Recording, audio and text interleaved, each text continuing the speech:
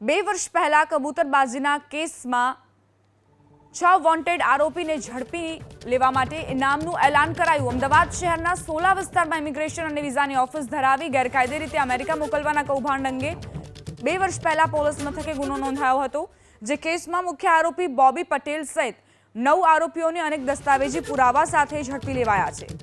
જો કે આ કેસમાં હજુ આરોપીઓ ફરાર હોવાથી માહિતી આપનારને આરોપી દીઠ ₹25,000નું ઇનામ જાહેર કરાયું છે, જેમાં રાકેશ રાય ઉર્ફે રોબોટ, બિપિન સોમાભાઈ દરજી, અમનદીપ સિંહ, પંકજ શંકરલાલ પટેલ, ઝાકિર ઉર્ફે રાજુભાઈ યુસુફ શેખનો સમાવેશ થાય છે। માહિતી પ્રમાણે ડીંગુચાનો કેસ સામે આવ્યા કેટલાક આરોપીઓ વિદેશમાં ફરાર થયા છે।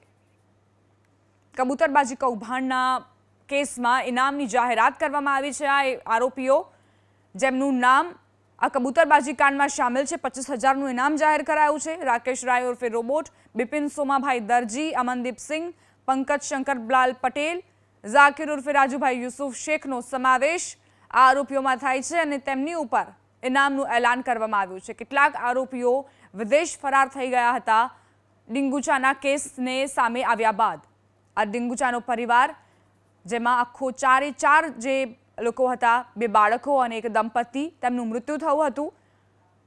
સરહદ પરથી તેમને ગેરકાયદે રીતે અમેરિકામાં ઘુસાડવાનો પ્રયત્ન કરવામાં આવી રહ્યો હતો અને એવામાં એ પરિવારે પોતાનો જીવ ગુમાવ્યો। આવા અનેક કબૂતરબાજીના કાંડ બહાર આવ્યા અને આરોપીઓ ફરાર થઈ ગયા છે।